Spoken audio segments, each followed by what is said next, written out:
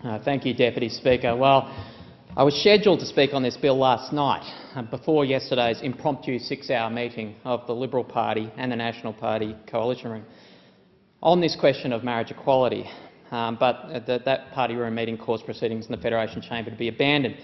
My hard-working staff have prepared an excellent speech full of evidence and logical argument in favour of marriage equality, but this morning I read the comments attributed to Senator Abetz in the other place in the coalition party room last night. His comments that gay men didn't really want to get married and that somehow Dolce & Gabbana were evidence of this. And I thought, forget it. Reading Senator Abetz's comments made me wonder whether he'd ever met a gay man before. So I'm tossing the script and I'm talking about a gay man that I knew. A man that I called my Uncle Derek, but a man who my Uncle Ian was never able to call his husband. I knew Derek through a child's eyes. He was the uncle who did the Christmas planning, making elaborate Christmas wreaths, decorations and wrapping paper. The uncle who was the life of the party, the kind of person that people just wanted to be around. He was particularly good with kids. He would have been a great dad, as his partner Ian has since been to my kids. Looking back, I can never even remember wondering why Derek and Ian were both men. It just seemed normal to me as a kid. And unfortunately, it didn't seem normal to the adults in my family, at least at first. My grandfather in particular, a man I acknowledged in my first speech as being one of the biggest influences in my life, struggled greatly with this. He was a conservative man, a pillar of the Queensland country town that I grew up in, active in his church, a committee man for decades, a man who told me that Joh Bjelke-Petersen was the best thing that ever happened to Queensland. Other members of my family counselled my uncle not to come out to my grandfather. Remember, this was the Queensland of the 1980s, a different place to Australia of today. But he did come out. It wasn't a smooth process. It was not instant acceptance. People didn't change their firmly held views overnight. But our family took the same journey that so many other Australians have in recent times, a path to acceptance and then love. So slowly, Derek became part of our family. It's a good thing too, as the family had some very difficult times. It's a horrific thing to watch someone die from AIDS.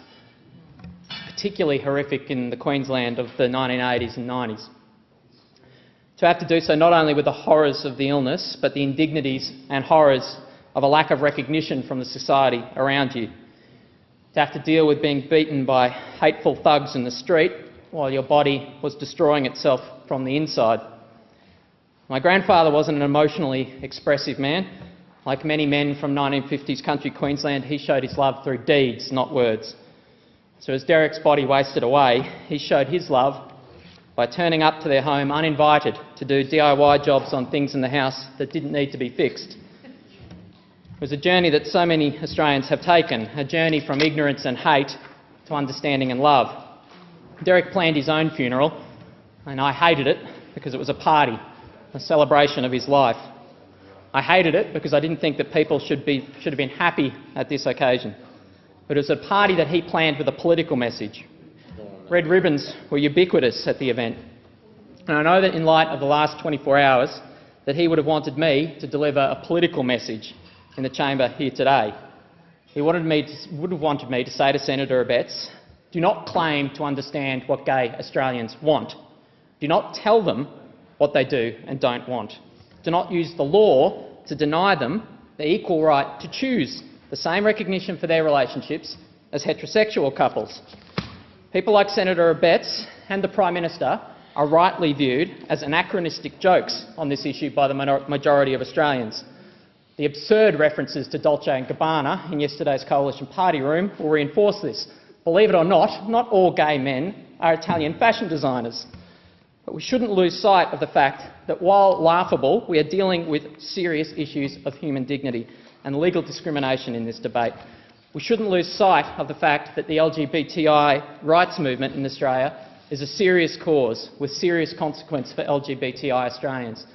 A cause that has experienced some very difficult times in Australia in the past decades, and a cause that all of us in this place should treat very seriously in our representations.